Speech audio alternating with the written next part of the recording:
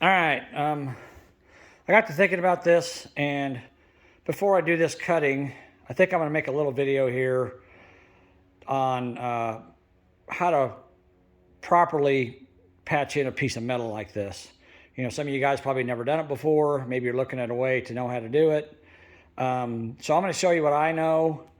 You know, obviously there's 1,000 different ways you can do it, but I'm going to show you what I know and how I would do it. This is how I would do this piece of trunk section in this car.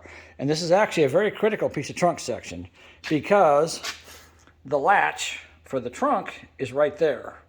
So I need to get that latch right back in the same place it was at on this piece, so the trunk will obviously shut. So, and there's other things, other factors to play into too. This piece here is supposed to be the last 10 inches of the trunk. I don't know how wide it is. Let's look and see real quick.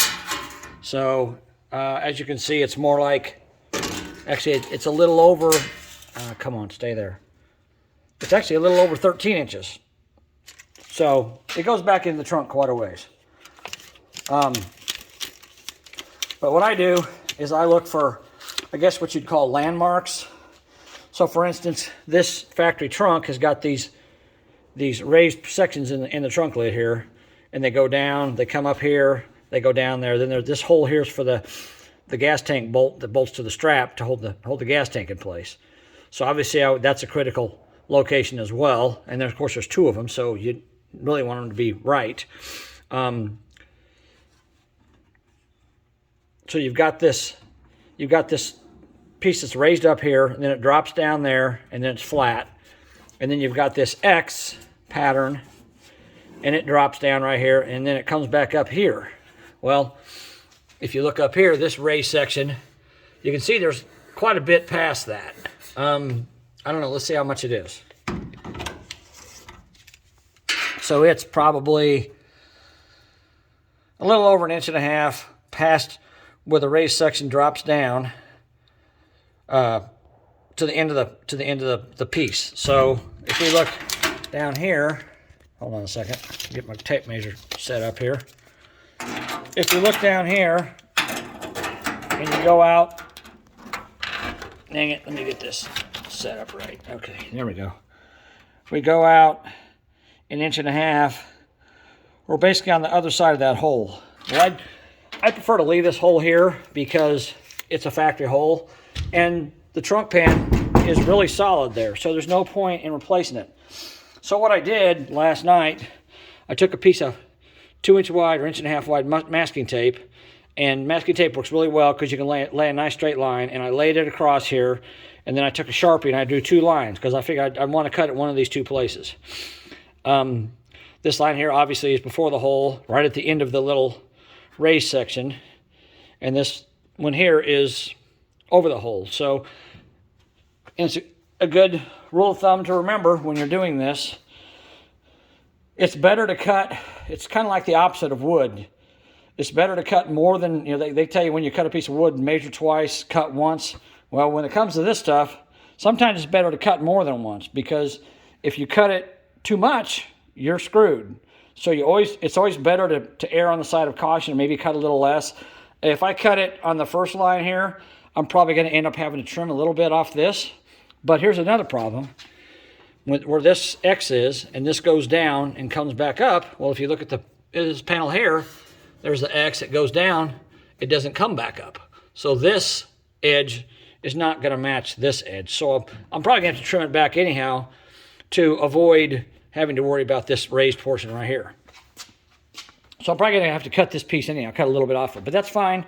It's not a big deal. I'll do the same thing. I'll take a piece of masking tape, lay it across it, and take my plasma cutter and cut a line, and it should be pretty close. And I'm going to overlap them. You know, you can try to butt this stuff together, but it's not really that critical. And when I'm done welding it, it's going to look really nice. I'll show that to you when I'm done. And then you got these edge pieces here. Let me get this out of here so I can show you. So if you look at this end, as you can see, this is a 90-degree bend down here. This is what attaches to the fender.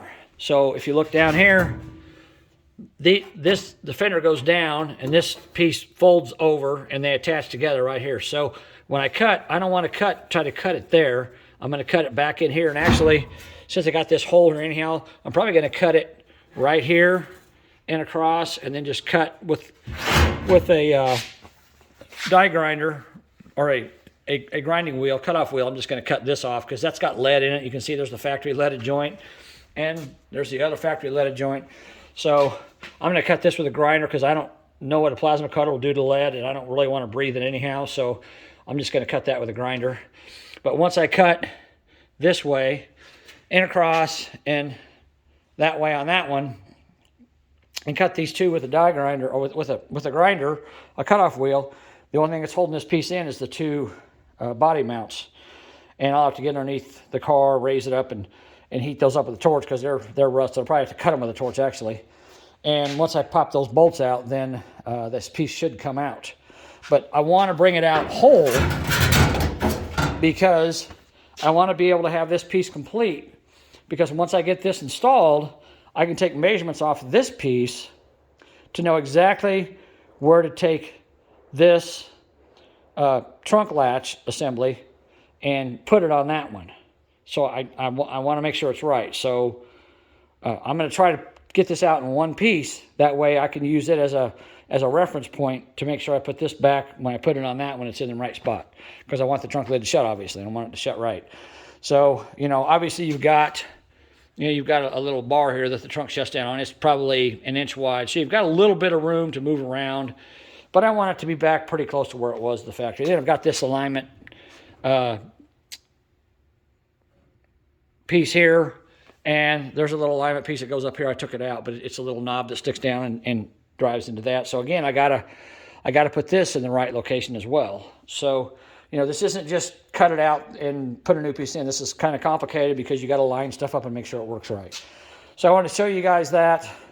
This plasma cutter, I've read the instructions. You can wear sunglasses if you want, but I don't think it puts out a very bright flame, so to speak. It's using plasma to cut.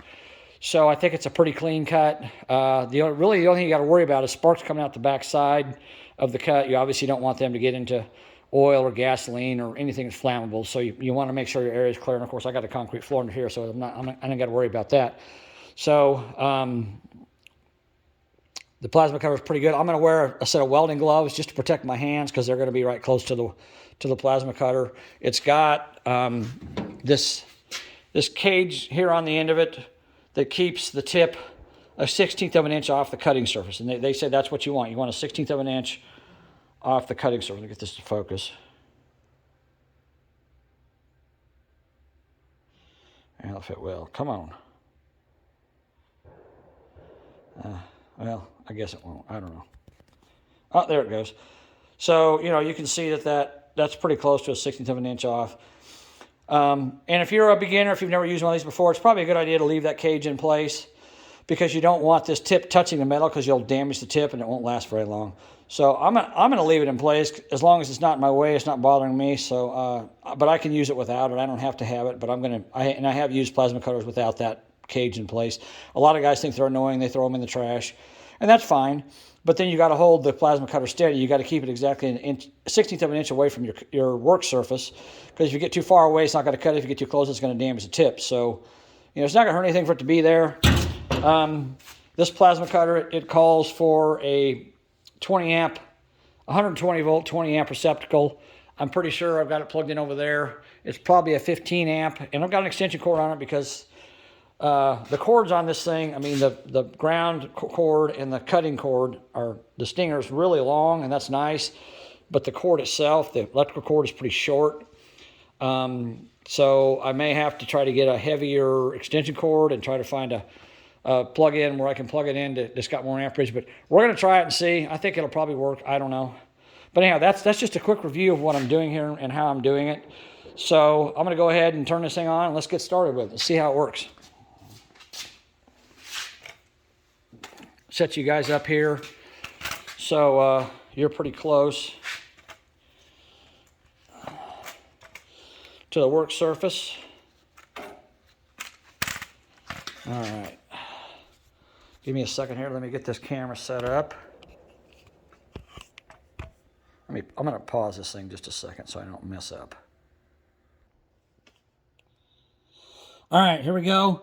One other thing. You want to keep your tip, your plasma cutter, 90 degrees from the surface. You don't want to cut like this or like this. You don't want to do any of that. You want to try to keep it level. So when you go around these corners, you need to kind of follow them around and cut. And you may not be able to reach all the way down the bottom, like right there. I'm gonna have more than a 1/16. It may not cut that. I may have to pull the tip off to cut that. But I'll cut everything I can, and then I'll pull the tip off and cut the rest. And over here, you know, I got corners I got to go around too, so I'm gonna have to probably take the tip off of that, or the cage, I should say. And they tell you it's easier to pull than it is to push. I don't know if that's true or not. I mean, I don't really think it matters.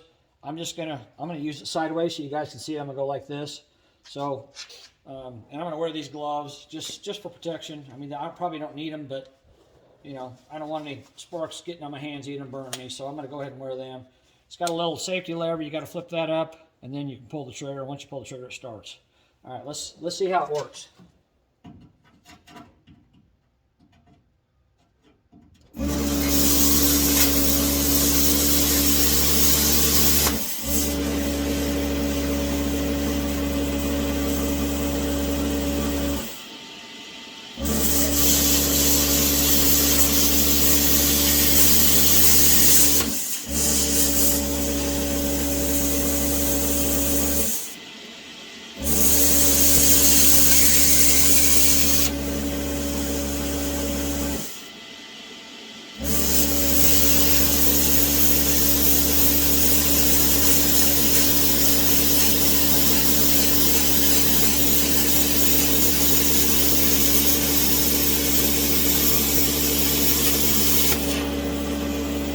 I can already tell you I'm not going to be able to get down in here with this cage on here, so I'm just going to skip that for now and go over here and cut this.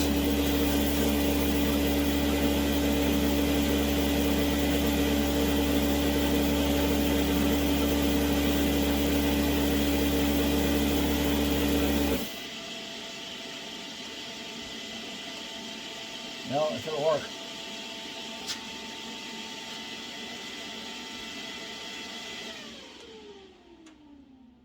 Uh-oh. Well, now it quit on me for some reason. Oh, I know. I forgot to flip the safety lever. Sorry. Let's try this again.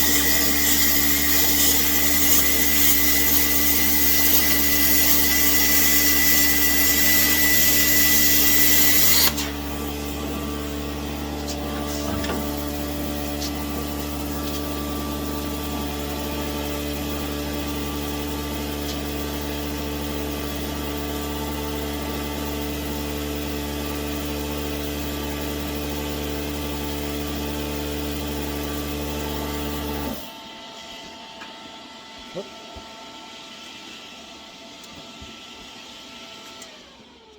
All right, I'm gonna shut that thing off for a second because it's kind of noisy. get this off my camera stand here, flip it around. So here's what it looks like. There's the cut. Obviously I couldn't get up around this corner here with that piece of, and I can tell you this is already cold. I can touch it. Over here it's a little warm. There it's if I hold my hand on it, it'll burn me, but I mean, this is, you can see how nice, clean cut that makes. You got a little bit of slag on there, but you just take a grinder and knock that off. But this makes a really nice cut, and if you draw a line, I didn't draw a line there, I just went down the middle of the groove, but I mean, this makes a great cut. You can see how nice it is. So that's how it works. There's a little demonstration on it. It's really easy. I think just about any novice could do it. Again, when you go, I'm gonna have to take the guard off to go around here, but you wanna make sure you don't touch the metal and you don't get it too far away. If you get it too far away, you're gonna notice it's gonna stop cutting. If you get it too close, you're gonna eventually damage the tips. So you gotta have a steady hand when you cut this section. So I'm gonna cut that now. So I'm gonna end the video right now for now right here, and I'm gonna get this thing finished out, and then we'll see what it looks like when I'm done. Okay.